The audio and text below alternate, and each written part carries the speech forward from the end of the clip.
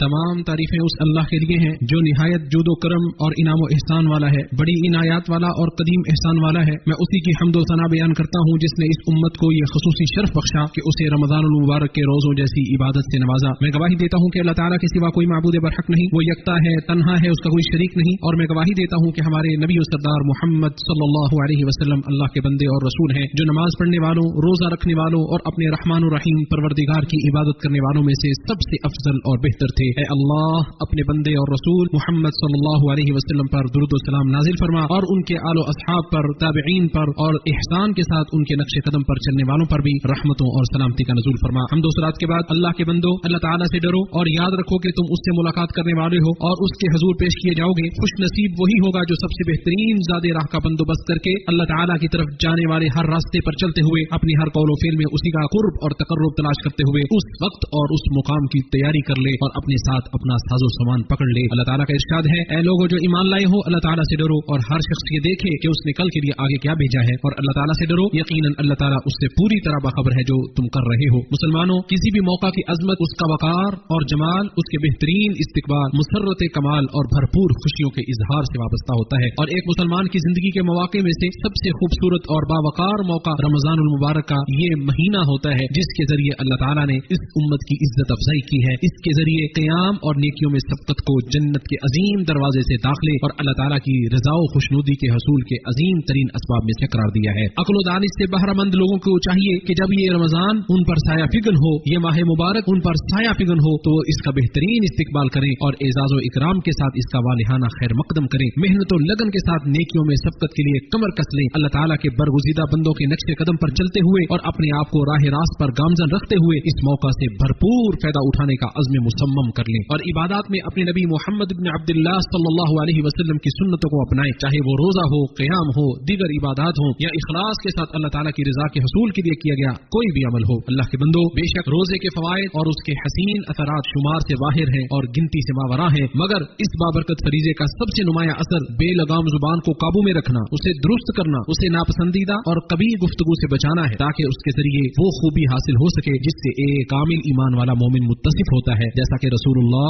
صلی اللہ علیہ وسلم نے ارشاد فرمایا، مومن نہ تانا دینے والا ہوتا ہے، نہ لعنت بھیجنے والا، نہ فحش گو اور نہ ہی بد کلام۔ اسے امام احمد نے اپنی مسند میں اور امام ترمذی نے اپنی جامع میں صحیح سند کے ساتھ روایت کیا ہے۔ اس حدیث میں وارد یہ نمایاں تربیت ان باتوں میں سے ہے جن پر خصوصی توجہ دینا اور ان کا پورا خیال رکھنا انتہائی ضروری ہے۔ یہ عقل مندوں کا طریقہ، داناؤں کی روش اور اہل بصیرت کا شیوا ہے، کیونکہ زبان کی آفات اور اس کی تباہ کاریوں کے نقصانات سب سے زیادہ خطرناک ہوتے ہیں اور ان کے نتائج بھی بہت برے ہوتے ہیں، اور ان کے نتائج سے ڈرنا چاہیے۔ انہی کی وجہ سے مسائل شدت اختیار کر جاتے ہیں، خطرات بڑھ جاتے ہیں، مصیبتیں عام ہو جاتی ہیں، بیماریاں جڑ پکڑ لیتی ہیں، پھر جن کا علاج مشکل ہو جاتا ہے، یہاں تک کہ صحت یابی کی امید بھی ختم ہو سکتی ہے۔ اللہ کے بندو، اس چیز کی وضاحت کے لیے تمہارے لیے رسول اللہ صلی اللہ علیہ وسلم کا وہ فرمان ہی کافی ہے کہ آپ صلی اللہ علیہ وسلم نے معاذ بن جبل رضی اللہ تعالی عنہ سے مخاطب ہو کے اس وقت فرمایا تھا جب انہوں نے تعجب سے پوچھا، انہوں نے حیرانگی سے پوچھا کہ اللہ کے رسول، کیا جو کچھ ہم بولتے ہیں اس پر بھی ہماری پکڑ ہوگی؟ تو رسول اللہ صلی اللہ علیہ وسلم نے فرمایا، تیری ماں تجھے گم پائے اے معاذ، لوگوں کو جہنم میں اونڈے منہ یا ناک کے بل گرانے والی چیز یہی زبان کی آفات ہی تو ہوں گی۔ اسے امام احمد نے مسند میں اور امام ابو داؤد اور امام ترمذی نے اپنی سنن میں حسن سند کے ساتھ روایت کیا ہے۔ بس ہر روزے دار مسلمان پر لازم ہے کہ وہ اپنے بلند و برتر رب کی رضامندی کا متلاشی ہو اور اللہ کے اس وعدے سے سرفراز ہونے کی بھی امید رکھتا ہو جسے رسول اللہ صلی اللہ علیہ وسلم نے یوں بیان فرمایا ہے کہ جس نے رمضان کے روزے ایمان اور ثواب کی نیت کے ساتھ رکھے اس کے پچھلے گناہ معاف کر دیے جائیں گے۔ اس حدیث کو امام بخاری اور مسلم نے اپنی صحیحین میں روایت کیا ہے۔ اسی طرح اس پر لازم ہے کہ وہ ہمیشہ یاد رکھے کہ مسلمان کو گالی دینا فسق و فجور اور گناہ کا کام ہے، جیسا کہ رسول اللہ صلی اللہ علیہ وسلم نے فرمایا، مسلمان کو گالی دینا فسق کا کام ہے۔ یہ حدیث نبی صلی اللہ علیہ وسلم سے باسند صحیح ثابت۔ اس کا مطلب یہ ہے کہ یہ اللہ تعالیٰ کے احکام سے روگردانی اور اس کی حدود کو پھلانگنے کے مترادف ہے۔ اس میں انسان اپنے ایمان کو نقصان پہنچا کر اپنی ذات پر واضح ظلم کر رہا ہوتا ہے جب وہ اپنی زبان کو لان تان، فحش گوئی اور بد کلامی میں ملوث کرتا ہے، جو کہ اس کے لیے بالکل بھی جائز نہیں ہے اور نہ ہی اسے یہ زیب دیتا ہے۔ اسی طرح یہ اسلامی بھائی چارے کے حقوق سے بھی بے وفائی ہے جس میں اللہ تعالیٰ نے برکت رکھی ہے اور جسے اللہ تعالیٰ نے مومنوں کا وصف بیان کرتے ہوئے اپنے اس فرمان میں بیان کیا ہے، انما المؤمنون اخوہ، بے شک تمام مومن بھائی بھائی ہیں۔ اور اللہ تعالیٰ نے سختی سے ان لوگوں کو ڈانٹ پلائی ہے جو اس اخوت میں کمی لانا چاہتے ہیں یا اس کی پاکیزگی کو گدلا کرنا چاہتے ہیں یا اس کے مضبوط کڑے کو کمزور کرنے کی کوشش کرتے ہیں۔ اور مسلمان کو یہ بھی یاد رکھنا چاہیے کہ روزے کی حالت میں زبانوں کو ان برے اور ناپاک گناہوں غلطیوں سے آلودہ کرنا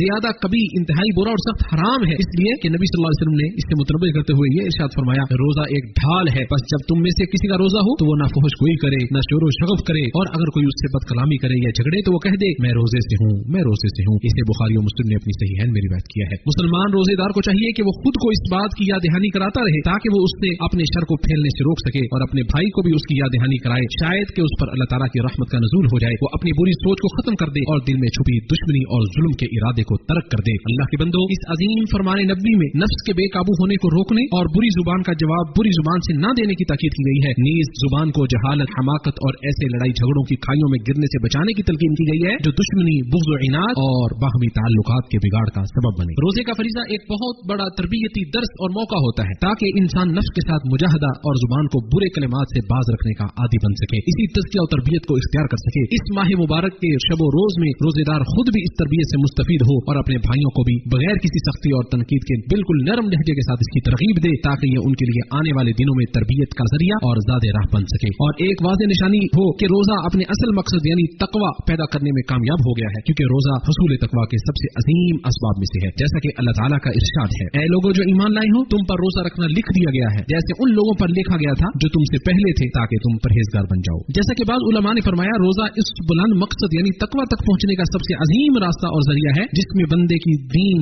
दुनिया और आखिरत की कामयाबी है, क्योंकि रोजेदार अपनी ख्वाहिशात को तर्क करके अल्लाह ताला के करीब होता है और उसमें अपने परवरदिगार की मोहब्बत को अपनी ख्वाहिशात पर मुकद्दम रखता है। इसीलिए अल्लाह ताला ने उसे दूसरे अमाल से खास कर लिया है और उसे अपनी तरफ मंसूब किया है, जैसा कि हदीस कुदसी में आता है। इमाम बुखारी और मुस्लिम ने जिसे रिवायत किया है कि अल्लाह अज़्ज़ व जल फरमाता है, इब्ने आदम का हर अमल उसके लिए है सिवाय रोजे के, वो खास मेरे लिए है और मैं ही उसका बदला दूंगा। इसे बुखारी और मुस्लिम ने रिवायत किया है और ये अल्फाज बुखारी के हैं। अऊज़ु बिल्लाहि मिनश शैतानिर रजीम। अल्लाह ताला का इरशाद है, रमजान का महीना वो है जिसमें कुरान उतारा गया जो लोगों के लिए सरासर हिदायत है और हिदायत की और हक व बातिल में फर्क करने की वाज़ेह इसमें दलीलें हैं। तो तुम में से जो इस महीने में हाजिर हो वो उसका रोजा रखे और जो बीमार हो या किसी सफर पर हो तो दूसरे दिनों में गिनती पूरी करना है। अल्लाह ताला तुम्हारे साथ आसानी का इरादा रखता है और तुम्हारे साथ तंगी का इरादा नहीं रखता, और ताकि तुम गिनती पूरी करो और ताकि तुम अल्लाह ताला की बड़ाई बयान करो उस पर जो उसने तुम्हें हिदायत दी और ताकि तुम उसका शुक्र अदा करो। अल्लाह ताला मुझे और आप सबको अपनी किताब हिदायत और अपने नबी सल्लल्लाहु अलैहि वसल्लम की सुन्नत से नफा पहुंचाए। मैं इसी पर अपनी बात को खत्म करता हूं और अजीम जलील अल्लाह ताला से अपने लिए, आप सबके लिए और तमाम मुसलमानों के लिए मग़फ़िरत तलब करता हूं। बेशक वही बख्शने वाला और निहायत मेहरबान है।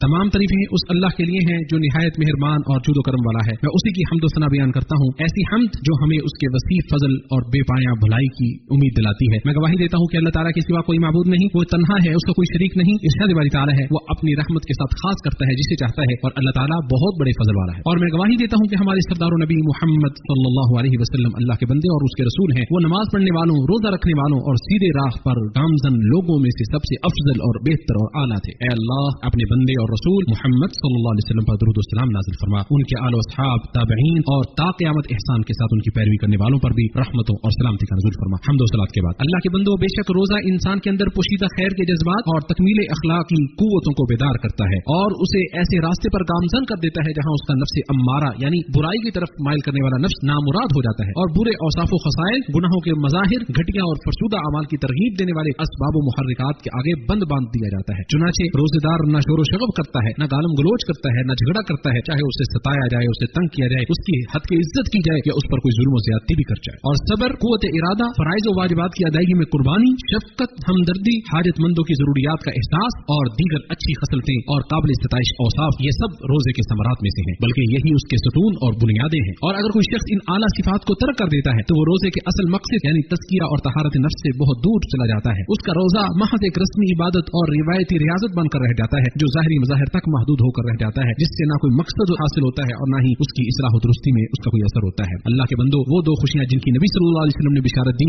ये रोजा उनके हसूल का जरिया है। जैसा कि नबी सल्लल्लाहु अलैहि वसल्लम ने इरशाद फरमाया, रोजेदार के लिए दो खुशियां हैं, एक खुशी उसके इफ्तार के वक्त और दूसरी खुशी अपने परवरदिगार से मुलाकात के वक्त हासिल होगी। इसे बुखारी और मुस्लिम ने रिवायत किया है। ये दो खुशियां उसी वक्त हासिल होंगी जब रोजेदार मेहनत, मुजाहदा, सब्र और इस्तिकामत के साथ इस इबादत को अदा करे, अपने नफ्स को उस पर आमादा करे और उन तमाम चीजों पर अमल करे और उनका एहतमाम करे जो रोजे का तकाजा है। इसी तरह वो चीजें जिनसे रोजे को बचाना जरूरी है उनसे बचे और लग़ज़िशों, गलतियों और खताओं से खबरदार रहे, मुतनब्बे रहे। अल्लाह के बंदो, बस अल्लाह ताला से डरो। ये रमजान का महीना तुम्हारे पास आ चुका है, जो बरकत, मग़फ़िरत, जहन्नम से निजात, अल्लाह के जिक्र, कुरान की तिलावत, सदका, भलाई और एहसान का महीना है। अल्लाह ताला तुम्हें इसमें ढांप लेता है, अपनी रहमतें नाज़िल फरमाता है, गुनाहों को मिटा देता है, दुआओं को कबूल करता है और तुम्हारे नेक अमाल में सबकत देखकर तुम पर नजर करम, नजर रहमत फरमाता है और अपने फरिश्तों के दरमियान तुम्हारे ऊपर फख्र करता है। बस हकीकी खुशनसीब वो है जो इस महीने को गनीमत जाने और इससे भरपूर फायदा उठाए, और हकीकी नुकसान में वो है जो रमजान को पाए मगर उसकी बख्शिश न हो सके। ए नेकी के तलबगार आगे बढ़ और ए बुराई के तलबगार रुक जा, और हमेशा याद रखो अल्लाह ताला ने तुम्हें खैरुल बशर नबी करीम सल्लल्लाहु अलैहि वसल्लम पर दुरूद और सलाम भेजने का हुक्म दिया है। चुनांचे अल्लाह ताला ने अपने सच्चे और सबसे खूबसूरत कलाम में इरशाद फरमाया, बेशक अल्लाह और उसके फरिश्ते